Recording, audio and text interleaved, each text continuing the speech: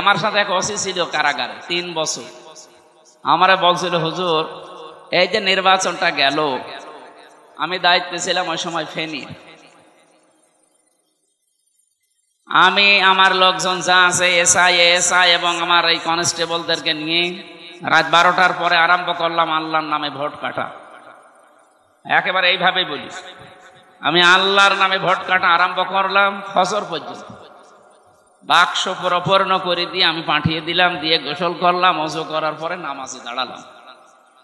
নামাজ শেষ করে বললাম আস্তাগফিরুল্লাহ, আমার এই তাওবা কি হয়েছে? বললাম তাওবা হওয়া দূরের কথা, এতে তো ভণ্ডামি হই।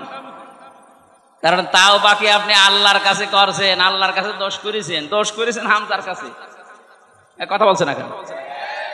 এই বাগমারায় 303 লাখ মানুষ আছে ভোটার, এই মানুষগুলোকে আপনি ভোট দিতে দিলেন না। দিনে হবে সেটা আপনি আগেই রাতে করে ফেললেন। যার জন্য করলেন ওই লোকটা কিন্তু আপনার এই পাপের বোঝা কিয়ামতে বহন করবে না, আপনাকে বহন করা লাগবে। আমরা তো এই দেশে তাওবাটা বুঝি না, আমরা দোষ করি একজনের কাছে, স্বীকার করি আরেকজনের কাছে। আপনি যে নামাজ পড়ে এখন ওযু করে গোসল করে আস্তাগফিরুল্লাহ পড়ছেন, আপনি কি আল্লাহর কাছে দোষ করেছেন? আপনি তো দোষ করলেন আমার মতো হামজার কাছে। আগে আমার কাছে স্বীকার করেন যে আমি এই কাজ করি। আমি শুধু একা না, 15.5 বছর এরকম বহু মানুষ হামজার মতো মারা গেছে, আপনি তাদের কাছে ক্ষমা চাবেন কি করে? সুতরাং যার জন্য যা করলেন সে যাই করে করুক, আপনি কি করলেন বলেন? আপনার দুনিয়াও শেষ, আখেরাতও শেষ আপনার। কারণ যারা জালেম এদের বিরুদ্ধে আল্লাহ নিজে মামলা দায়ের করবে। এই বাংলাদেশের 1628টা চেয়ার আছে, যারা মেন দায়িত্বে আছে। আমরা জানি পৃথিবী সাক্ষী দেবে, এই 1628টা চেয়ারে যারা ছিল এরা সবগুলো জালেম। হয় জালেম না জালেমদের দোষর। জালেমদের দোষর এবং জালেম যারা, এই মানুষগুলোর বিরুদ্ধে মামলা দায়ের করবে কিয়ামতে কে? সুতরাং যিনি পালিয়েছে তাকে থেকে শুরু করে এই দেশে 1628টি চেয়ারে যারাই ছিল এরা সব আল্লাহর মামলার আসামি। এরা কম বেশি জ্ঞানী ছিল না তা না, দুনিয়াবি বলেন এবং দ্বীনি বলেন, প্রত্যেকটি বিষয়ে তাদের কম বেশি তাদের জ্ঞান অবশ্যই ছিল, কিন্তু এই জ্ঞান অনুযায়ী তাদের কাজ হয়নি। কোনো জ্ঞান বলে না যে আপনি অন্যায় করেন, বলে, কিন্তু আপনি জ্ঞানটা কাজে লাগাতে পারলেন না। সুতরাং যারা জ্ঞান অনুযায়ী আমল করে না, কাজ করে না, তাদের প্রতি সৃষ্টি জগতের একটা ঘৃণা তৈরি হয়। আল্লাহ সেইটাই তৈরি করে দিয়েছে জালেমদের প্রতি। কারো সহানুভূতি দেখতে পাচ্ছি না আমি। এত মানুষ যে পালিয়ে গেল, অনেককে পিটিয়ে হত্যা করার পরে টাঙিয়ে রেখেছিল আমাদের ঝিনাইদহ কুষ্টিয়া। মানুষ দেখে তো একটু আফসোস করবে না, এটা ঠিক হয়নি না, সবাই বলছে আলহামদুলিল্লাহ। তার মানে কি করেছেন আপনি বলেন তো? আপনি জ্ঞান অনুযায়ী কাজ করেন। সামনে যারা আসবে এরা যদি তাদের জ্ঞান অনুযায়ী কাজ না করে, তাদের প্রতি আল্লাহ সৃষ্টি জগতের ভেতর একটা ঘৃণা তৈরি করে দেবে। এই কথা বলছেন? গতকালকে থেকে হাসাও মাহমুদ সারা পৃথিবীকে খালি হাসিয়ে বেড়াচ্ছে। আন্দাজে এক কথা বলতো মানুষ হাসত, ওর কথার কোনো আগামাতা নেই। ডক্টরেট করেছে কে, ওরে ডিগ্রি দিল আল্লাহ ভালো, শয়তান দিয়েছে মনে হয়। এই লোকটা এখন বিএনপির বিভিন্ন গুণগান করছে, যা আমরা সব এক হয়ে যাব, গণতন্ত্র পূর্ণ উদ্ধার করবো। আরে শয়তান, এই 15.5 বছর তুই কোথায় ছিলি? এ দেশটা ধ্বংস করার জন্য যে 5 জন মানুষের ভূমিকা, তার ভেতরে হাসা মাহমুদ একজন।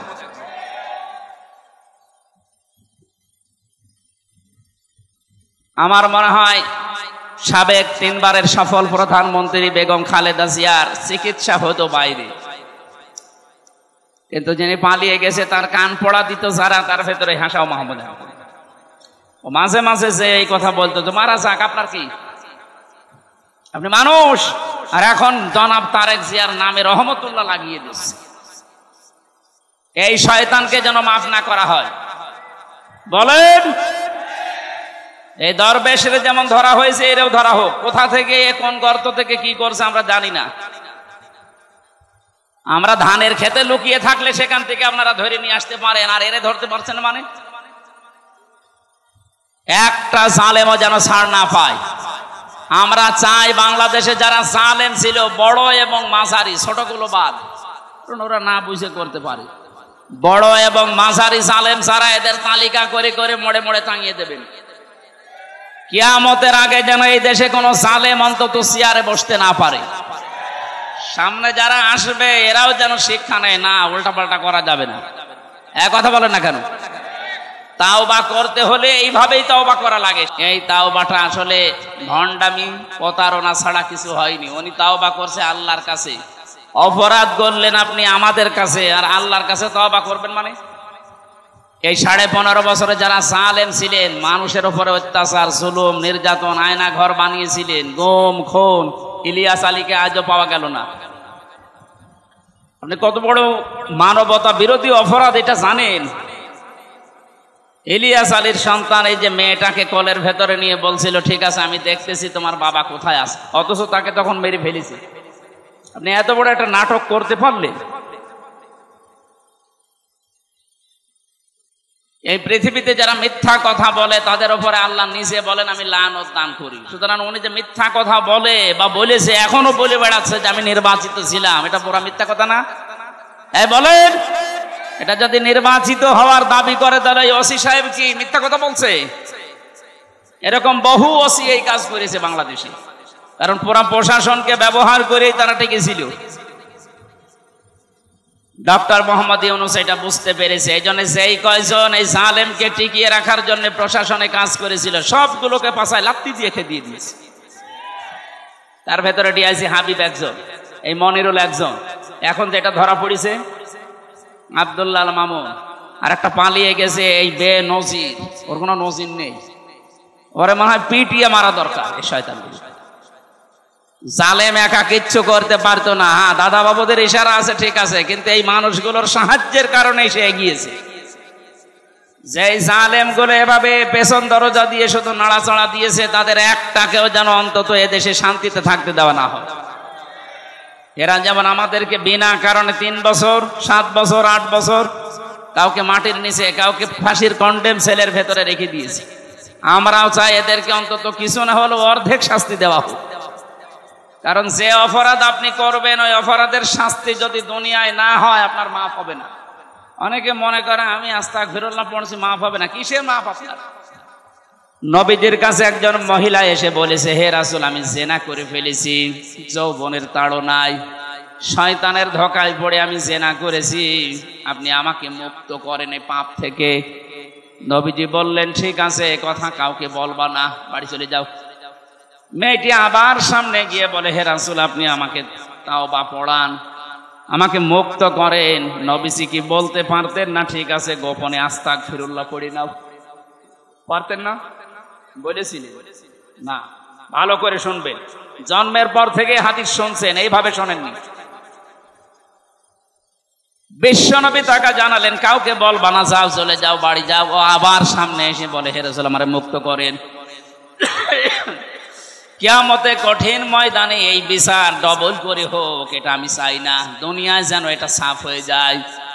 নবীজি বললেন তুমি জেনা করার কারণে গর্ভবতী হয়েছো? বলে হ্যাঁ। তাহলে বিচার এখন হবে না, আগে সন্তানটা খালাস হোক। সন্তান হবার পরে সঙ্গে সঙ্গে এসেছে, বলে হে রাসূল তাড়াতাড়ি করেন, আমার তো জীবনের গ্যারান্টি নেই, কখন মরে যাই। এই পাপ নিয়ে যদি আমি দুনিয়া থেকে বিদায় নেই, কিয়ামতে আল্লাহ এটা আবার বিচার আরম্ভ করবে ডবল করে। নবীজি বললেন না, এখনই না। একটা সন্তানের 2 বছর পর্যন্ত দুধ দেওয়ার অধিকার থাকে তার মায়ের। কয় বছর? 2 বছর তোমার বুকের দুধের অধিকার আছে তোমার সন্তানের। কিন্তু এই দায়িত্বটা টাকা পয়সা দিয়েও যদি পালন করা লাগে তাহলে করা লাগবে বাবার। দুধ খাওয়ানোর দায়িত্ব কার? মায়ের মানে বাবার মানে, মায়ের মানে বাবার মানে। কয়বার কয় কথা বলছেন? একবার বলে হ্যাঁ বাবা। কোরআনে কারিমে আল্লাহ দিয়েছেন লিমান আরাদা আন ইউতিম্মার রাদা। এখানে যারা আরবি গ্রামার বোঝে, শব্দটা মুযাক্কার, পুরুষবাচক শব্দ। আল্লাহ পাক বলেন এই দায়িত্ব দিয়েছি আমি আল্লাহ বাবাদেরকে।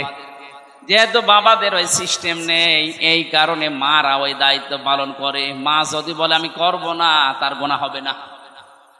কি কথা বুঝছেন?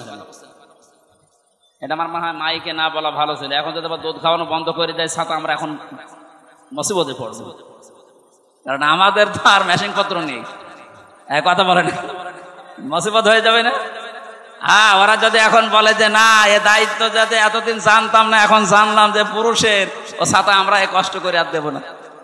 কি কষ্ট একটা সন্তানকে দুধ খাওয়ানো, প্রত্যেক দিন কমপক্ষে 7 থেকে 8 বার করি। বিজ্ঞান এখন জানিয়েছে, কি চিকিৎসা বিজ্ঞান, যে প্রতিবার যদি 1 পোয়া করেও হয়, কমপক্ষে 2 বছরে 36 মণ দুধ খাওয়ানো লাগে। অথচ মায়ের ওজন মাত্র 1 মণ। কথা বলে না, 1-1.5 মণ ওজন তার, সেখান থেকে 36 মণ দুধ এক একটা সন্তানের জন্য আল্লাহ বের করেন।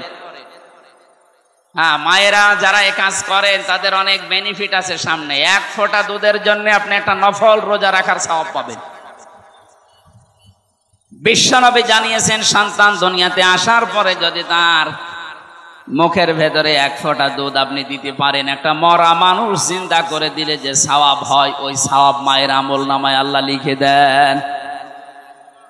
এটা আমাদের ভাগ্যে নেই, আল্লাহ আপনাদেরকে দিয়েছেন।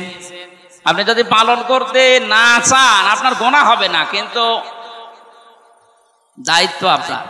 আপনি না চাইলে গুনাহ নেই। বাবা যদি বলে যে হ্যাঁ আমি তোমাকে 2 লাখ 5 লাখ টাকা দেবো, তাও দুধ খাওয়াও, আপনাকে তাও দেওয়ার অধিকার আমাদের আছে, কিন্তু সেই সামর্থ্য তো অনেক বাবার নেই। এই জন্য আপনারা দয়া করেন, আপনারা দয়া করে যান, মনে করবেন এই আয়াত জানতাম না।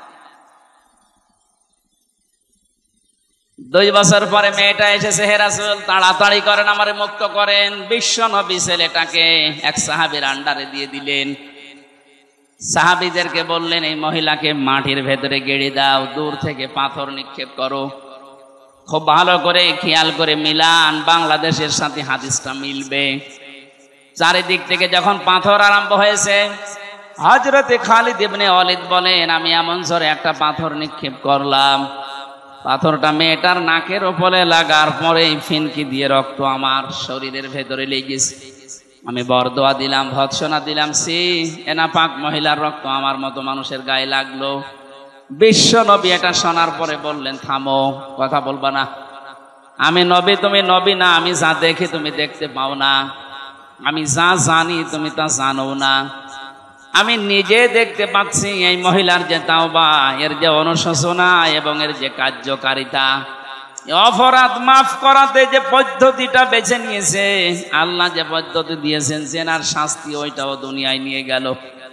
ওর এই তাওবাটা আল্লাহ এত বেশি পছন্দ করেছে, কোন জালেমও যদি এইভাবে তাওবা করে আল্লাহ তারেও মাফ করে দেবেন। রাজশাহীবাসী খালি সুবহানাল্লাহ পড়ে শেষ করা যাবে না, এখান থেকে কিছু নেওয়া লাগবে। নবীজি কিন্তু তাকে বলতে পারতেন, মহিলা গোপনে আস্তাগফিরুল্লাহ পড়ে নাও, যাও তোমার মাফ হয়ে যাবে। পারতেন না বলতে? বলেন না কেন? বলেননি। তিনি 3 বার ফেরত দিয়েছিলেন, কেউ যেন না জানে, তাহলে আল্লাহ তোরে মাফ করে দিত। মহিলা বারবার বলছে, আমার মুক্ত করেন, আমি কিয়ামতে এই বিচার আমি আর দেখতে চাই না। আল্লাহর নবী তখন ঠিক যেভাবে বিচার ইসলামে আছে করে দিলেন। সুতরাং এই 15.5 বছরে যারা গমের সাথে, খুনের সাথে, যারা মানুষের চাঁদাবাজির সাথে, চুরির সাথে, মানুষকে বিনা কারণে মিথ্যা মামলা দিয়ে হয়রানি করার সাথে, ধরিয়ে দেওয়ার সাথে, বিনা কারণে মানুষকে জেল খাটানোর সাথে, ঘর বাড়ি থাকতে দিতেন না, আয়না ঘরের সাথে যারা জড়িত, তারা যদি এখন শুধু আস্তাগফিরুল্লাহ পড়ে, হাসাও মাহমুদের মতো হবে না। ওর শাস্তি পাওয়া লাগবে আগে।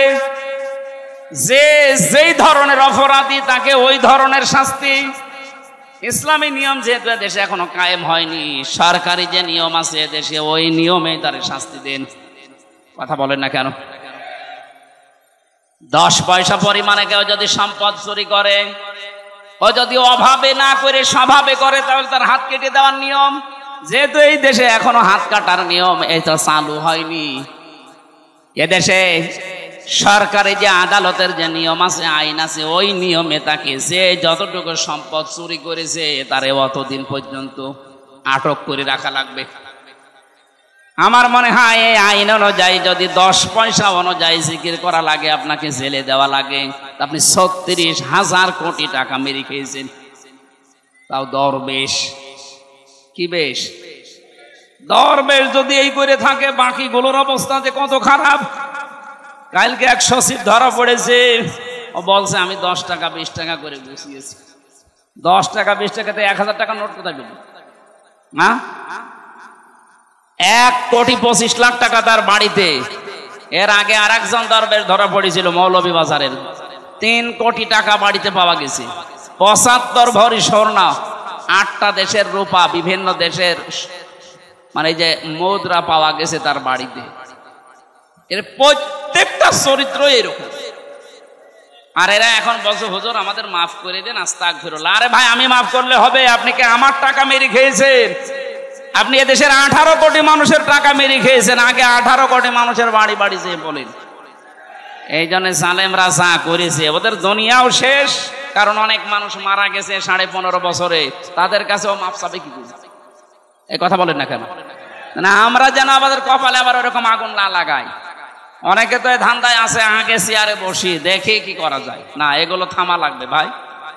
আপনি নিজের কপালে নিজে আগুন লাগাবেন না। জালেমদের বিরুদ্ধে আল্লাহ নিজে যখন মামলা দেবে, উনি নিজেই বিচারক, নিজেই মামলার বাদী। আপনার তার মানে জাহান্নাম ছাড়া উপায় নেই। আল্লাহ তুমি আমাদেরকে এই রকম অবস্থা থেকে বাঁচাও, বলেন আমিন। আমি আবার রিপিট করছি বিষয়টা, যারা এরকম অপরাধ করেছেন, যদি মনে করেন বড় হুজুর দিয়ে আস্তাগফিরুল্লাহ পড়িয়ে নিলে মাফ হয়ে যাবে, না, বিষয়টা ঠিক না। আপনি ভুল পথে আছেন। আর যারা এগুলো করাচ্ছে তারা আপনাকে প্রতারণায় শিকার করাচ্ছে। আপনি এই মুহূর্তে নবীর ওই সাহাবিয়ার মতো আমার মনে হয় তাওবা করে যদি পবিত্র হয়ে মুক্ত হয়ে যেতে পারেন, আপনার জীবনটাই কিছু পাবে। আর যদি এইভাবেই মারা যান, মরণের পরে আল্লাহ আপনার এই পাপের জন্য, কেউ যদি গুমের সাথে জড়িত থাকে, কেউ যদি আয়না ঘরের সাথে জড়িত থাকে, কেউ যদি মানুষকে বিনা কারণে মিথ্যা মামলা দিয়ে আটক করায়, এই পাপের সাথে জড়িত থাকে, নাকি এই পাপ দুনিয়ায় ছিল না? বলেন, সারা বাংলাদেশে কোনো পাপ যদি নাও থাকে, এই পাপটা ছিল। আন্দাজে মিথ্যা মামলা দিয়ে তারা বছরের পর বছর জেল কাটিয়েছে। কত মানুষকে 15.5 বছর বাড়িতে পর্যন্ত থাকতে দেয়নি। ধানের খেতে, বাঁশের খেতে, বিভিন্ন জায়গায় মানুষগুলো থাকতো। আপনি এই অপরাধের জন্য আস্তাগফিরুল্লাহ পড়বেন, আল্লাহ মাফ করে দেবে, তাহলে ওর প্রতি অবিচার হবে না? আল্লাহকে অবিচার করে? বলেন বলেন। ন্যায় বিচারের স্বার্থে হলো আপনাকে আমি আহ্বান জানাচ্ছি, যার যে অপরাধ যার কাছে, তার কাছে যে স্বীকার করে। আর আগামীতে এই পাপ আর এই পৃথিবীতে যেন না হয়। আল্লাহ আমাদেরকে সাহাবিয়ার মতো তাওবা করার তৌফিক যেন দান করেন, বলেন আমিন। সুতরাং যারা আজও বিশ্বের মোড়লদের স্বীকৃতি পাওয়ার জন্য এই মিথ্যা কথা ছড়াচ্ছেন যে আমরা নির্বাচিত ছিলাম, এ কথা আপনি বন্ধ করেন। নাই তো নামের আগে যে হাজী সাহেব, এটা পাজি সাহেব হয়ে যাবে। বলেন যে আল্লাহ আমাদেরকে কোরআনের কিছু হেদায়েতমূলক কথা শোনানোর জন্য এখানে বসিয়েছেন। অনেক মানুষ ছিল এলাকায়, সবাইকে আল্লাহ নেয়নি, নিয়েছে। কারণ এখানে আসার জন্য, যেহেতু এটা ইবাদত, ইবাদত করার জন্য আল্লাহর দয়া লাগে। আল্লাহ রাব্বুল আলামিন ওই মানুষকেই ভালোবাসেন যাকে ইবাদত করার মতো যোগ্যতা দেন। আজকে যেহেতু একটা ইবাদতের সময় সুযোগ আমরা বের করতে পেরেছি আল্লাহর কাছ থেকে, বলেন তো আলহামদুলিল্লাহ। দরুদ আর সালাম পড়ছি আমাদের নবী মুহাম্মদুর রাসূলুল্লাহ সাল্লাল্লাহু আলাইহি ওয়াসাল্লামের প্রতি। কিয়ামতে যার সুপারিশ ছাড়া কেউ জান্নাতে যেতে পারবে না। আপনি নিজের আমল নিয়ে নিজে জান্নাতে না, সম্ভব না। এজন্য সুপারিশ লাগবে। যিনি সুপারিশ করবেন তার উম্মত হওয়ার যোগ্যতা আমাদের অর্জন করা দরকার। কোরআনে কারীম জানিয়েছে, ইয়াউমাইযিল লা তানফাউশ শাফাআতু ইল্লা মান আযিনা লাহুর রহমানু ওয়া রাদিয়া লাহু কওলা। সূরা তাহা 109 নম্বর আয়াতে আছে, ইয়াউমাইযিন, সেই দিন, লা তানফাউ, নাফা, ইয়ানফাউ মানে উপকার পাওয়া। এটা মোজারে, বর্তমান, ভবিষ্যৎ, প্রেজেন্ট, ফিউচার, দুইটা কাল দিয়ে আল্লাহ জানিয়েছেন। এখন যারা মারা যাচ্ছে ওদের জন্য যদি দুনিয়ায় কেউ আল্লাহর কাছে দোয়া করে, সুপারিশ করে, প্রার্থনা করে, বলে আল্লাহ মাফ করো, মাফ করছে না, ভবিষ্যতে কিয়ামত পর্যন্ত নবীর সুপারিশও কবুল হবে না। ইল্লা মান আযিনা লাহুর রহমান, যার প্রতি আল্লাহ রহমান নিজে এজেন্ট না দেবেন, অনুমতি না দেবেন। আয়াত থেকে শিক্ষা পেয়েছি আমরা দুইটা। আমার জন্য নবী কিয়ামতে যদি শুকরিয়া আদায় করে, আমার জন্য যদি সুপারিশ করে, প্রথম নাম্বারে আমার প্র্যাকটিক্যাল লাইফ যেটা, জীবন যেটা, এই বিশাল জীবনের উপরে আল্লাহর রাজি থাকা লাগবে। আর রাজশাহীবাসী এবার নিজের দিকে তাকিয়ে বলেন তো, আপনি তো নিজেরটা নিজে জানেন, যা করছেন যা করবেন এর উপরে আমার আল্লাহ রাজি আছে। আপনার বিশ্বাস হয় যে আল্লাহ রাজি হয়ে গেছে? না। এখনই আমাদের মন ডেকে বলছে না যে হ্যাঁ আমি যা করছি আল্লাহ রাজি আছে? না, এটা সম্ভব না।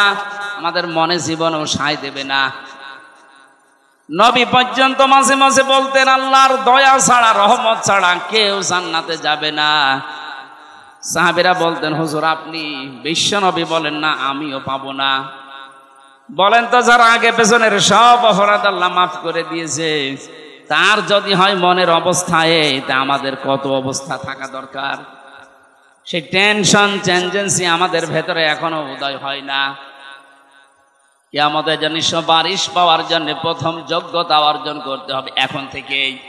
বাকি যতদিন বেঁচে আছি এমন জীবন তৈরি করব যে জীবনের ওপর আমার আল্লাহ রাজি আছে।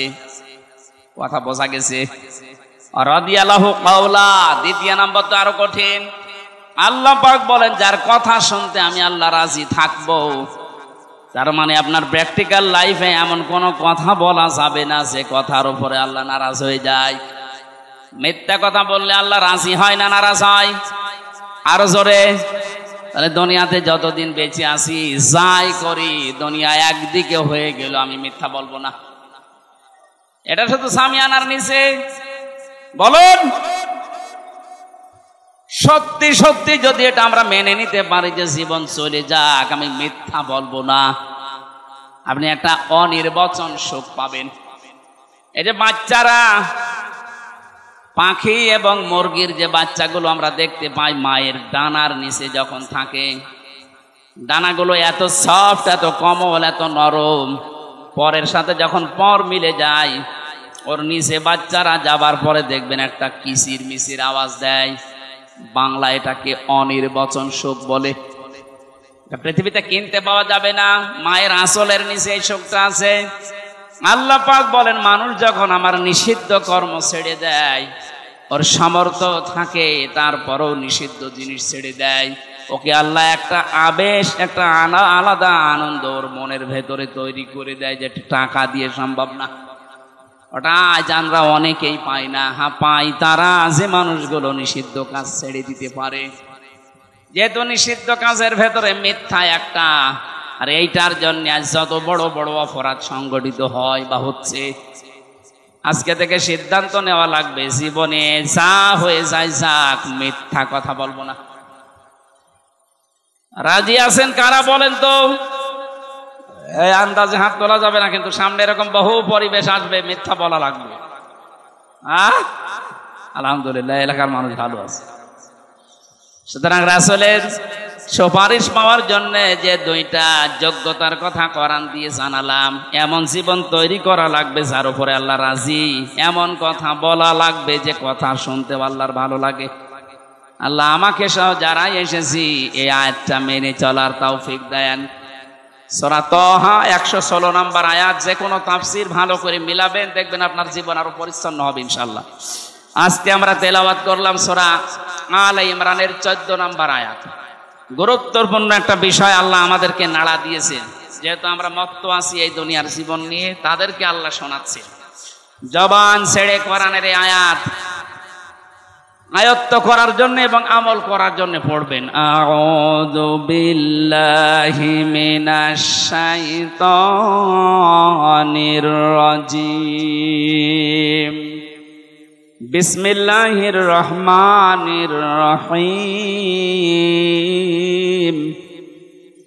যুয়্যিনা লিন-নাসি হুব্বুশ শাহাওয়াতি মিনান নিসাই ওয়াল বানিন। এই দুইটা শব্দ থাক, একেবারে নিস্তব্ধ হয়ে শুনবেন। যত চেষ্টা করবেন বোঝার জন্য কোরআনের আয়াত, তত তাড়াতাড়ি আপনাকে আল্লাহ হেদায়েত দেবে। আল্লাহ পাক বলেন সজ্জিনা লিন্নাস, আমি মানুষের কাছে শোভিত করে দিয়েছি, আকর্ষণীয় করে দিয়েছি, আমি পাগল পারা বানিয়ে দিয়েছি মানুষের জন্য এই দুনিয়াতে 7টা জিনিসকে। কয়টা? আরো জোরে বলেন। 1 নম্বরেই সজ্জিনা লিন্নাসি হুব্বুশ শাহাওয়াতি, মানুষের কাছে ভালোবাসা, মায়া, মহব্বত এবং সুশোভিত আকর্ষণীয় এগুলো তৈরি করে দিয়েছি। 1 নম্বরে মিনান নিসা, মেয়েদেরকে, মেয়ে লোকের প্রতি আল্লাহ পাক মানুষের জন্য, পুরুষ মানুষের জন্য একটা আলাদা আকর্ষণ, মায়া, মহব্বত এগুলো তৈরি করে দিয়েছেন। কে বলছেন বলেন তো? এটা দেওয়ার পরে বলছেন এটা একটা পরীক্ষা। আমার প্রশ্ন হচ্ছে পরীক্ষা এটা তো পরীক্ষা যখন শুরু হবে ওই সময় প্রশ্নপত্র দেবে, অথচ পরীক্ষা এখনো শুরু হবে মরণের পরে। আগে আল্লাহ আমাদেরকে প্রশ্নপত্র ফাঁস করে দিয়েছেন। ফাঁস করা প্রশ্ন পাওয়ার পরে পরীক্ষা দিয়ে যদি আমি ফেল করি, তা আমার মতো ছাত্র আর দুনিয়ায় আছে? আমি কয় নাম্বার? 83 নাম্বার। এক ছেলে এসে ডাকছিল, কাঁদছে, হেডমাস্টারের কাছে বলছে, স্যার এই যে আমার ব্যাগ আমার কাঁধের উপরে, আমার হাতে পেন্সিল আছে, আমি যে পজিশনে দাঁড়িয়ে আছি আপনি দেখতে পাচ্ছেন, হয় ছুটি দেন নাই আমি গেলাম। হেড স্যার চিন্তা করছে যে কায়দায় আছে, ছুটি দিলেও পালাবে, না দিলেও দৌড়ে দেবে। এই তোরে ছুটি দেবো, দাঁড়া, তোর রোল নাম্বার কত? 82। 82 মানে ক্লাসে ছেলে মেয়ে কয়টা? 82টা। 82টা ছেলে মেয়ে ক্লাসে, ওর রোল নাম্বার 82। ওর খুব ভালো ছাত্র, ওর জীবনের কোনো উদ্দেশ্য আছে? ওর শুধু বাবা মার ভয়ে আসে আর এই টাঙ্কি মেরেছে। আমাদের অবস্থা যেন এরকম না হয়ে যায়। প্রশ্নপত্র হাতে পাওয়ার পরও যদি আপনি ফেল করেন, আমার মনে হয় আপনি শুধু ফেল না, যেখানে ছিলেন ওখান থেকে আপনাকে আরো নিচে নামানো হবে। আমার কথার অর্থ বোঝেননি ভাই? একটা ছেলে রেজাল্ট বেরিয়েছে ক্লাসে, বাবার কাছে এসে বলছে, আব্বা রেজাল্ট বেরিয়েছে। রেজাল্ট বেরিয়েছে, কাঁদিস কেন? কথা বলছে না। কাঁদিস কেন? কথা বলছে না। যে থাপ্পড় দিয়েছে বলছে, আব্বা কাঁদি এই কারণে, ফেল করেছিলাম। না, ফেল করলে তো ওই ক্লাসে থাকতে পারতাম, ছিলাম 5-এ, নামিয়ে দিয়েছে 3। আমার এখন 5-এ উঠতে 2 বছর লাগবে। তা আমরা প্রশ্নপত্র কিন্তু পেয়ে গেলাম সেই কিয়ামতে এটা হবে, অথচ এখনই পেয়ে গেছি। এরপরও যদি আমরা দুনিয়ায় ফেল করে বসি, তা আমার মতো এরকম অগা, এরকম দুর্বল ছাত্র আর দুনিয়ায় নেই। 1 নম্বরে আল্লাহ আমাদের কাছে আকর্ষণীয়, সুশোভিত করে দিয়েছে, মায়া, মহব্বত, ভালোবাসা তৈরি করে দিয়েছে মেয়েদের। এখান থেকে সবচাইতে বড় পরীক্ষা এটা সামনে আমাদের প্রত্যেকের জন্য। নবীজি ইন্তেকালের আগে জানিয়েছেন, এই পৃথিবীতে আমি 2টা জিনিস আমার উম্মতের জন্য ভয়ঙ্কর রেখে গেলাম, পরীক্ষার বস্তু। 1 নম্বরে মেয়ে লোক, 2 নম্বরে জমি জায়গা। আপনি আজ আদালতের দিকে তাকান, আমি তো 3টা বছর জেলে থেকে দেখেছি, অধিকাংশ মামলাগুলো হয় মেয়ে লোক নিয়ে, না জমি জায়গা নিয়ে। কথা বলছে না কেন? যেহেতু এটা প্রথম পরীক্ষা আমাদের জীবনে। আল্লাহ রাব্বুল আলামিন নিজে জানিয়েছেন, লিন্নাসি হুব্বুশ শাহাওয়াতি মিনান নিসা। এই যে লাম শব্দটা এখানে আছে, এটা মরা মানুষের জন্য না, জীবিত মানুষদের জন্য লাম ব্যবহার করা হয়। জীবিত যত পুরুষ মানুষ দুনিয়ায় আছে এদের জন্য আমি আকর্ষণীয়, সুশোভিত করে দিয়েছি, ভালোবাসা, মহব্বত, ঝুঁকে পড়ার বস্তু হিসাবে তৈরি করে দিয়েছি আমি আল্লাহ। 1 নম্বরে মেয়েদেরকে। এটা শুধু আজকে এখন থেকে না, যেদিন তৈরি হয় হযরতে আদম আলাইহিস সালাম, ওই দিন থেকে এটা চলে আসতেছে। হযরতে আদম বিশাল জান্নাতে ছিলেন, অথচ তার এত নিয়ামতের ভেতরেও শান্তি লাগে না। তার মনের অবস্থা আল্লাহ বুঝতে পারলেন, ঘুম দিয়ে দিলেন চোখে। তিনি ঘুমিয়ে আছেন, বাম পাজরের হাড় একটা বের করে আল্লাহ সুন্দর একটা মেয়ে লোককে বানিয়ে তার বাম পাজরে রেখে দিলেন। এ পৃথিবীতে যে 4 জন মহিলার জীবনী পড়ে আমি সব চাইতে সুন্দরী পেয়েছি, তার ভেতরে হযরতে হাওয়া 1 নাম্বার। এত সুন্দর করে আল্লাহ দুনিয়ায় কোনো মহিলাকে বানাননি। 2 নম্বরে নাম পেয়েছি হযরতে ইব্রাহিম নবীর প্রথম স্ত্রী হযরতে সারা। 3 নম্বরে জুলিখা, 4 নম্বরে মুহাম্মদুর রাসূলুল্লাহর ছোট মেয়ে হযরতে ফাতেমাতুজ জাহরা রাদিয়াল্লাহু তাআলা আনহা। এত সুন্দর করে আল্লাহ দুনিয়ায় কোনো মেয়ে লোককে বানাননি, কিয়ামত পর্যন্ত আর বানাবেন বলে আমরা পাইনি। 1 নম্বরে যার নাম বললাম তিনি আমাদের আদি মাতা হযরতে হাওয়া। হযরতে আদম ঘুম থেকে ওঠার পরে দেখলেন, একদিকে তাকালেন, 2 নম্বরে ধরতে গেলেন। আল্লাহ বলেন তাকানো যাবে না, ধরাও যাবে না। হযরতে আদম ডাক দিয়ে বলে রব্বুল আলামিন তাকানো যাবে, ধরাও যাবে, কি করলে সেই বুদ্ধি দেন। আমাদের এই পৃথিবীতে যারা যুবক আমরা আছি, আমরা জানি আপনি ফরজ গোসলের কয়টা ফরজ জিজ্ঞাসা করবেন, ওর পেটে বোম মারলেও বলতে পারবে না। অথচ বিয়ে করাতে ফরজ ও জানে, জানে না? গোসলের ফরজ কয়টা জানে না, বিয়ে করা ফরজ এটা জানে। মেয়েদের প্রতি আকর্ষণ এটা আল্লাহ তৈরি করে দিয়েছেন। বিশ্ব নবী নিজে জানিয়েছেন আর দুনিয়া কুল্লুহা মাতাউন ওয়া খায়রু মাতা'id দুনিয়া ইমরাতুস সালিহা। পৃথিবীর সব কিছুই সম্পদ, আমি নবী মুহাম্মদুর রাসূলুল্লাহর কাছে উত্তম সম্পদ হচ্ছে আল্লাহওয়ালা মেয়ে মানুষ। আল্লাহওয়ালা মেয়ে মানুষ কোনটা? যেটা 5 ওয়াক্ত নামাজ পড়ে, রোজা রাখে আর কালো বোরকা পরে থাকে, নাকি? না।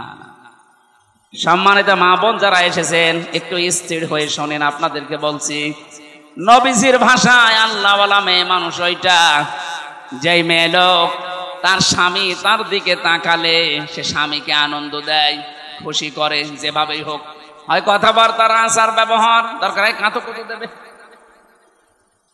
মুরব্বী মানুষের তো এসব দরকার নেই। 2 নম্বরে নবীজি জানিয়েছেন স্বামী যেটা পছন্দ করে ওটা যদি জায়েজ হয়, অবশ্যই নেককার স্ত্রী যারা তারা ওটা পছন্দ করবে। দুঃখের বিষয়, মনে বড় বড় দুঃখ নিয়ে বলছে, হাজারো মানুষের মোবাইল পাওয়ার কারণে 100 জনের 95 জন মহিলা এই দেশে চায় না স্বামী যেটা পছন্দ করে ওইটা। আমি নিজে স্বামী, আমি সহ যত স্বামী এখানে বসে আছে, মা বোন যারা এসেছেন, বিভিন্ন জায়গায় আমাদেরকে ভিডিওর মাধ্যমে দেখতে পাচ্ছেন, এখানে যত স্বামী আছে আমি তো কোরআন সামনে নিয়ে বলছি, প্রতিটি স্বামী এইটা চায় যে বিয়ের পরে আমার মা বাবা যেন আমার সাথে থাকে। এই কথা বলে না কেন? 100 জনের 95টা বউ এটা চায় না। আরে বউটা চায় না কেন? ওকে বারবার কান পড়া দেয় ওর মা আর ওর বড় বোন। আমি কি বেশি বলে ফেললাম? না না, বেশি হয়নি, কম হয়ে গেছে। 100টার 95টা বাড়িতে এই অবস্থা, অথচ নামাজ পড়ে, রোজা রাখে, কালো বোরকা পরে ঘরে, ও মনে করে আমি জান্নাতে যাব না। যাবে কি? আরে জান্নাত কি? আপনার স্বামী যেটা পছন্দ করেছিল ওটা তো না জায়েজ না, ওটা তো জায়েজ কাজ। 25-30 বছর পর্যন্ত আমার পেছনে আমার মা বাবা শ্রম দিল, আর তুমি 2 দিন এসে খালি বলো আলাদা হন, আলাদা হন। এরকম ছোট মনের বউ আছে কার বাড়ি? হাত তোলেন তো। একজো তা মুরব্বী মানুষ। আপনার বউ চলে গেলে কে থাকলে কি? এ বয়সে বউ আছে তাই তো ভালো। না না, একটা মানুষ হাত তুললেন না। এই এলাকায় বউ ভয় করা মানুষ বেশি। আমার মনে হয় আপনারা রাতে খুব ঝামেলায় আছে। সম্মানিত মা বোনেরা, খুব ভয় পায় আপনাদেরকে এরা। ক্যামেরা আমার দিকে ঘোরানো, হাত তুলতে ভয় করবে আমার, কারণ ম্যাডাম এখন লাইভ দেখছে, আর এরা হাত তুলছে না ভয়তে।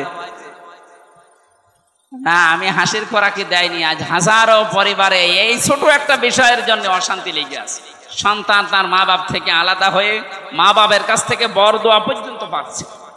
আমি কয়েকদিন আগে এই যে নীলফামারীর কিশোরগঞ্জ থানা বৃদ্ধাশ্রমে একটা মাহফিল ছিল, গিয়েছিলাম। যে দেখি মা আর বাবা 2 দিকে লাইন করে বসে আছে। এদের ছেলেরা কেউ বড় বড় অফিসার, টাকার অভাব নেই, কিন্তু বাড়িতে যে একটা ঘর বানিয়ে মাকে রাখবে সেই পরিবেশ স্ত্রীর কারণে নেই। এই মা বাবার চেহারার দিকে তাকালে মনে হচ্ছে এরা ওই সন্তানের জন্য বরদোয়া দিচ্ছে। আমি কয়েকজনকে জিজ্ঞাসাও করেছিলাম, কি পরিচয় আপনার, কি কয়টা ছেলে মেয়ে? যা নাম বললো কয়েকজন, ওই রকম মা 500টা মা চালানোর মতো সম্পদ তার ছেলে মেয়ের আছে। ছেলে ওই রকম, মেয়ে ওই রকম, পাঠিয়ে দিয়েছে বৃদ্ধাশ্রমে। আমার পুত্র বধূর জন্য আমার এই আজ অবস্থা। ছেলে আমারে চাচ্ছিল, কিন্তু পুত্র বধূ রাজি না, বলেছে ওই বুড়ি যদি বাড়ি থাকে তোর ভাত আমি খাবো না। আমি রাঙ্গামাটি লংগদু থানায় একটা বৃদ্ধাশ্রম পেয়েছিলাম। ওখানে যে দেখি কলেজের অধ্যাপক এই বয়সের কাঁদতেছে হাউমাউ করে। হঠাৎ ওর মা ওকে বলছে, বাবা আমি তখন পাশ দিয়ে হেঁটে যাচ্ছিলাম, যে আমি যখন মারা যাব তখন এই ফ্যানটা তুই পাল্টিয়ে নতুন ফ্যান লাগিয়ে দিবি। ছেলেটা কলেজের অধ্যাপক আমাকে বলছে, হুজুর আমার মা কি বলে উনি মারা গেলে নাকি ফ্যান পাল্টিয়ে দেব। মা বলছে, বাবা আমি কেন বলে জানিস, এই 2 মাস আমি এখানে আছি, কর্তৃপক্ষকে বলেছিলাম এরা আমার ফ্যানটা পাল্টিয়ে দেয় না, কারণ তুই টাকা পয়সা তো দিয়ে যাসনি ওইভাবে। এখানে টাকা পয়সা দিলে তারপরে খেদমত হয়। আমি যা দেখলাম এই 2 মাসে, আমার যা বাস্তবতায় অনুধাবন হচ্ছে, আমার মনে হচ্ছে কিছুদিন পরে আমি মরে গেলে তুই যখন আমার বয়সে আসবি তোর ছেলে মেয়েরা তোকে এখানে রেখে যাবে। তোর তো আবার ফ্যান ছাড়া ঘুম হয় না, তোকে তো বাতাস দেওয়া লাগে। ছোটবেলা থেকে আমি তোর পেছনে শ্রম দিয়েছি, আমি জানি। তারা আগে থেকে সতর্ক করে দিলাম, ফ্যানটা নতুন করে পাল্টিয়ে দিবি, নয়তো তোর ঘুম আসবে না। ওই অবস্থায় দেখলাম ওর হাতের ওপরে ওর মা মারা গেল। হাও মাও করে কেঁদে বলছে, হুজুর আমার প্রতি আপনি রাগ করবেন না, এ দোষ শুধু আমার একা না, এ দোষ আমার বোর। 2 মাস আগে আমার সাথে গন্ডগোল করে বলেছে বুড়ি বাড়ি থাকলে আমি বাড়ি থাকবো না। আমার ছেলে মেয়ে আছে 2টা, তাদের মুখের দিকে তাকে আমি তালাকও দিতে পারি না। শেষ পর্যন্ত বাধ্য হয়ে আমার বাবা মারা গেছে সেই ছোটবেলায়, রেখে গেলাম এই বৃদ্ধাশ্রমে। আজকে আমার মাটা মারা গেল, আমার নাম ধরে ডাকার মতো দুনিয়ায় আর কেউ নেই। ও রাজশাহীবাসী, রাঙ্গামাটির লংগদু থানার ওই কলেজের অধ্যাপক শুধু না, এখানে অনেক মানুষ আমরা ঠিক ওই রকমই বসে আছি।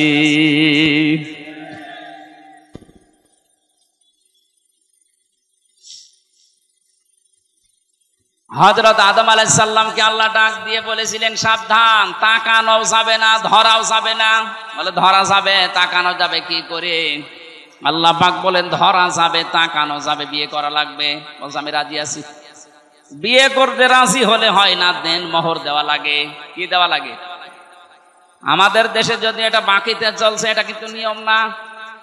আগে মেয়ের হাতে তার ইজ্জতের এই দামটা আপনি তুলে দেবেন, এরপরে তার কাছ থেকে বাড়িতে নিয়ে যাবেন। হযরত আদম আলাইহিস সালাম বলেছিলেন, আল্লাহ দেন মোহর দেব কি দিয়ে? আল্লাহ বলেন, আমার শেষ নবী মুহাম্মদুর রাসূলুল্লাহর দরুদ শরীফ পড়ো। 10 বার দরুদ শরীফ পড়ার পরে এবার বিয়ে শেষ। আদমকে আল্লাহ ডাক দিলেন, কুলনা ইয়া আদম উসকুন আনতা ওয়া যাওজুকাল জান্নাতা ওয়া কুলা মিনহা রাগাদান হাইথু শি'তুমা। ইলা আখিরি আয়াত। খুব ভালো করে শুনবেন। 31 নাম্বার আয়াতে আছে, 35 নাম্বার সূরা বাকারার 35 নাম্বার আয়াতে আল্লাহ বলেন, আদম বিয়ে হয়ে গেছে এবং বউ নিয়ে এবার বাড়ি চলে যাও। জান্নাত আমাদের আদম আলাইহিস সালামের বাড়ি আর আমাদের বাবার বাড়ি। আমাদের কিসের বাড়ি? তার মানে আয়াত থেকে প্রমাণ পেলাম বিয়ে করে বউ নিয়ে বাবার বাড়ি যাওয়া লাগবে। আর আমরা অনেক মানুষ এমন আছি বিয়ে করে ঘর জামাই থাকি না। এলাকায় সব নেই? এই ঘর জামাই আছেন কার? হাত তোলেন তো। এলাকা ঠিক আছে না? না, আমি হাসতে বলি ভাই, এতগুলো মানুষের ভেতরে একটা ঘর জামাই একটা পেলাম শুধু। আলহামদুলিল্লাহ, ভালো তো। এগুলো কুষ্টিয়ায় বেশি। বিয়ে করার পরে বউ নিয়ে ঘর জামাই থাকা লাগবে না বাড়ি নিয়ে যাওয়া লাগবে? বলেন। বউ নিয়ে বাড়ি যে কি করবেন? প্রথমে আল্লাহ দিয়েছেন ওয়াকুলা। জান্নাতে যাবার পরে কি করবা? নিজে যেই মানের খাবার খাবা নিজের বাড়িতে, যেই মানের পোশাক পরবা, ওই মানের খাবার ওই মানের পোশাক বউকে দিবা। আল্লাহ কিন্তু একবারে ওয়াকুলা দিবসন দিয়েছেন, আংতা ওয়াকুলা দেয়নি। আল্লাহ যদি মাঝখানে আংতা দিত যে তুমি আগে মরণের খাওয়া খাও, এরপরে বউকে যা পারো দাও, না, একবারে দিয়ে বচন দিয়ে নারীর অধিকার আল্লাহ প্রতিষ্ঠা করে দিয়েছেন। যতটুকু স্বামী খাবে যেই মানের খাবার, ওই মানের খাবার স্ত্রীকে খাওয়ানো লাগবে। এর চাইতে অধিকার আপনাকে দুনিয়ায় কোন ধর্ম দিয়েছে? আপনার অধিকারই আপনি জানেন না। এজন্য নারী পক্ষ, নারী স্বাধীনতা আন্দোলন, নারী বিপ্লব পরিষদের কথা শুনে লাফাচ্ছেন। আরে ওরা আপনাকে ভোগ করতে চায়। কথা বলে না কেন? আজ অনেকে শ্বশুর ভয় দেখাচ্ছে মেয়েদেরকে। ইসলাম যদি দেশে কায়েম হয়ে যায়, ইসলাম যদি রাষ্ট্র ক্ষমতায় চলে যায়, তোমাদেরকে বাক্সবন্দী করে ফেলবে। এই জন্য জামাত ইসলামের শ্রদ্ধাভাজন আমির জামাত ডাক্তার শফিকুর রহমান ঘোষণা দিয়েছেন, ইসলাম যদি দেশে একবার চলে আসে, বিশ্বাস করেন বাংলাদেশে সবচাইতে বেশি নিরাপদে থাকবে মেয়েরা। কারণ ওদের যে অধিকার আল্লাহ দিয়েছে কোরআন দিয়ে, নবীর হাদিস দিয়ে সবগুলো দেওয়া হবে। ইসলাম কায়েম না হলে জীবনও আপনি অধিকার পাবেন না। আপনি কন্যা হিসাবে আজ কোনো অধিকারে নেই, বধূ হিসাবে কোনো অধিকারে নেই, মা বাবা হিসাবে তো নেই। ইসলাম না আসলে কোলার বাস্তবতা আপনি দেখতে পাবেন না। আজ আমরা অনেকেই বাইরে ভালো ভালো খাবারে অভ্যস্ত, হোটেলে মরণের খাওয়া খেয়ে আসে। বাড়িতে যে কি আছে, কি খাচ্ছে না খাচ্ছে, কি মানের খাবার, ওদিকে খেয়াল নেই। মানে ও দুনিয়ার মানুষ, ও মহিলাও না খেয়ে মারা যায় না। আপনি জান্নাত পাওয়া কঠিন হয়ে যাবে। এটা দুনিয়ার বিষয় না, এটা কোরআনের নির্দেশ। অকুলা বউ নিয়ে বাড়িতে যাওয়ার পরে যেই মানের খাবার খাবা, ওই মানের খাবার ওকেও খাওয়ানো লাগবে। এতটুকু আল্লাহ শেষ করেননি। রাগাদান হাইসো তোমা, বউকে শুধু ঘরের ভেতরে চার দেওয়ালে আটক করে রাখলে হবে না। মাঝে মাঝে তাকে যেখানে ইচ্ছা নিয়ে যাও, যা ইচ্ছা খাও। ওই যে জান্নাতের ভেতরে আল্লাহ এটা এমনি দেয়নি। দুনিয়ার ময়দানে যে মানুষগুলো আসবে, এরা যেন তাদের স্ত্রীকে নিয়ে মাঝে মাঝে বেড়াতে যায়, এটা স্ত্রীর অধিকার। এখানে কত মানুষ আছে সারা জীবন কাটিয়ে দিল, কোনদিন স্ত্রীকে নিয়ে একটু যে মেলায় যাবে না। এখন তো আর মেলা নেই। মেলা আছে? মেলা নাম আছে শুধু মেলার। শিশু মেলা নাম দিয়েছে, শিশু নেই, খালি শিশুর খালারা আর মামারা। ওই রকম মেলায় যাওয়া যাবে না। আল্লাহ কিন্তু এখানে বেঁধে দিয়েছেন নিয়মটা, ওয়ালা তাকরাবা হাদিহি সাজারা, এই গাছের কাছে যাবা না। কোন গাছ? আমরা মনে করি গন্ধম গাছ। আরে ভাই, শুধু গন্ধম গাছে যদি উদ্দেশ্য হবে, তে কোরআনে আল্লাহ দুনিয়ায় পাঠিয়ে দিল কেন? এ দুনিয়ায় গন্ধম গাছ আছে? নেই। আয়াতের তাফসীর করা লাগবে স্থান কাল পাত্র ভেদে, বাস্তবতার সাথে মিলিয়ে। এখন যেহেতু দুনিয়াতে গন্ধম গাছ নেই, কিন্তু আল্লাহর নিষিদ্ধ গাছ আছে। কথা বলেন না কেন? আল্লাহর নিষিদ্ধ গাছ কি? খেজুর গাছ, তাল গাছ, কি আতা গাছ, গাঁজা গাছ। না না, কে বলছে গাঁজা নিষিদ্ধ? গাঁজা খেলে অনেক রোগ সারে। বাংলাদেশে একটা মাত্র জেলা আছে যেখানে আমার জন্ম। সারা পৃথিবীতে একটা জায়গা আমি পাচ্ছি যেখানে পুলিশ পাহারা দিয়ে গাঁজা খাওয়া, লালনের মাজারে। না না, গাঁজা গাছের কথা না ভাই। এখানে তাকরাবা হাদিহি সাজারা, এই গাছের কাছে যাবা না, এটা নিষিদ্ধ গাছ বলে আল্লাহ বর্ডার দিয়েছেন। দুনিয়ায় বহু বর্ডার আছে আল্লাহ, এই বর্ডার গুলো যেন আপনি ক্রস না করেন। তাহলে বউ নিয়ে এমন কোন অনুষ্ঠানে যাওয়া যাবে না, এমন কোন বিয়ে অনুষ্ঠানে, মার্কেটে, বাজারে, মেলায় যাওয়া যাবে না যেখানে গেলে আপনারও পর্দা থাকে না, আপনার বউরও পর্দা থাকে না। এরকম অনুষ্ঠান নেই। সুতরাং এরকম বিয়ে অনুষ্ঠানে আপনি যেতে পারবেন না। হ্যাঁ, আপনার বোন রাগ করুক, আপনার মা বাবা রাগ করুক, অসুবিধা নেই, কিন্তু আল্লাহকে রাগ করানো যাবে? আল্লাহ এই জন্য নিষেধ করলেন, বউ নিয়ে ঘোরাঘুরি করো, বিভিন্ন জায়গায় যাও, কিন্তু এমন জায়গায় যাবা না যেখানে গেলে পর্দা থাকে না। এমন বিয়ে অনুষ্ঠানে যাওয়ার সময় পর্দা করে যায়, ওখানে গিয়ে রং মাখামাখি করে। এই কথা বলছে না কেন? কবিরা গুনাহ হবে। এরকম কোন বিয়েতে যদি যান, যেখানে গেলে যে দেখবেন যে না পর্দা থাকছে, আপনি চলে আসবেন। এখন যদি মনে করেন আমার আপন ভাই, ও মন খারাপ করুক, ওর চাইতে আল্লাহর মন বড় না? এক কথা বলে না কেন? এই জন্য বউ নিয়ে ঘরের পরিবেশে থাকা বলতে, ঘরে যেমন জালনা আছে, দরজা আছে, ভেন্টিলেটর আছে, এরকম একটা পোশাক পরে নিয়ে যাবেন বাইরে, এটা তার অধিকার ছিল। আমাদের আদি পিতা আদমকে আল্লাহ শিক্ষা দিয়েছেন, বউ নিয়ে শুধু ঘরের ভেতরে থাকবা, ওরে বেড়াতে নিয়ে যাও। আর রাগাদান হাইসো সে তোমা, যেখানে ইচ্ছা যাও, কিন্তু সাবধান, আল্লাহর নির্ধারিত বর্ডার ক্রস করা যাবে না। ফাতাকুনা মিনাজ জালিমিন। যদি ক্রস করো আল্লাহর বর্ডার গুলো তাহলে দুইজনেই জালেম হয়ে যাবে। আর জালেমের জায়গা জাহান্নাম। জালেমের জায়গা কোনটা? আল্লাহ আমাদের হেফাজত করুন, বলেন আমিন। নেককার মহিলা যারা আছেন, খালি নামাজ পড়ে রোজা রেখে কালো বোরকা পরে হতে পারবেন না। নেককার হওয়ার জন্য স্বামী যেটা পছন্দ করছে ওটা যদি জায়েজ হয়, আপনার জীবন চলে গেলে ওই কথা মানা লাগবে। আমি একটা উদাহরণ দিলাম না যে আমরা প্রত্যেকটা স্বামী চাই এই দেশে বিয়ে করার পরে আমি খেয়ে থাকি না খেয়ে থাকি, আমার মা বাবা আমার সাথে থাকবে। এই কথা বলেন না কেন? যে স্ত্রী চাই না ও জান্নাত দিতে পারবে না। ওকে যারা কান পড়া দেয়, ওর বড় বোন আর ওর মা, ওই দুইটারে ধরে পিটানো দরকার। শাশুড়ি পেটানো তো জায়েজ নেই, এই জন্য কিছু বলতে পারছি না। হ্যাঁ, বহু শাশুড়ির কারণে আজ ঘর ভেঙে যাচ্ছে। এই কথা বলছে না কেন? ওদের মন এত ছোট। মাঝে মাঝে মানুষের কাছে গল্প করে, আমার যে মেয়ে বিয়ে দিয়েছি, আমার এই জামাইটা একেবারে আল্লাহর ভালো মানুষ, সব সময় আমার মেয়ের কথায় ওঠে আর বসে। আর এই যে আমার এই ছেলেটা একটা জানোয়ার হারামজাদা, খালি ওর বোর কথা শুনে। ওর বোর কথা শুনলে ও আল্লাহর ওলি, আর এইটা ওর বোর কথা শুনলে হারামজাদা। ইয়ার কে মারা যায় কেমন? এরকম মা দেশে নেই? এরকম বুড়ি মা যাদের আছে, এই মা না, এগুলো ডাইনি। অনেকে মনে করছে মা বাবার বিরুদ্ধে। আরে ভাই, মা বাবা তাই কি আজ আল্লাহর উপরে চলে গেছে নাকি? আল্লাহ নিজে নির্দেশ দিচ্ছেন। সম্মানিত মা বোনেরা, এই জন্য শ্বশুর আর শাশুড়ি যারা আছেন, আপনার অত্যাচারের কারণে যদি কোনো পুত্রবধূ দুনিয়ায় কষ্ট পায়, আপনি হাসি সাহেব হন, নামাজ পড়েন, তাহাজ্জুদ পড়েন, সবগুলো মাঠে মারা যাবে, কবুল হবে না।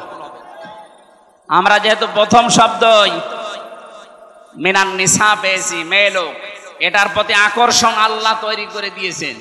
আমরা এখান থেকে যেন দুনিয়ার দিকে ঝুঁকে আমাদের আখিরাতটা নষ্ট করে না ফেলি। আজ আমাদের মোবাইলে, বিশেষ করে মোবাইল, কম্পিউটার, টেলিভিশন, এগুলোর দ্বারা মেয়ে লোকের যে সমস্ত অবান্তর জিনিসপত্র চলছে, এইগুলোর দ্বারা হাজারো নামাজি, এমনকি আল্লাহওয়ালা মানুষও আমরা ধ্বংস হয়ে যাচ্ছি। কথা বলেন না কেন? আমি একটা ফতোয়া বলছি, শোনেন। যেটা আপনার সামনে দেখলে, নিজে নিজে দেখলে আনন্দ লাগে, আর অন্য কেউ দেখে ফেললে আপনার লজ্জা লাগে, ওই রকম জিনিস মোবাইলে রাখা হারাম। এরকম কিছু মোবাইলে যদি থাকে, এই মুহূর্তে ডিলিট করবে।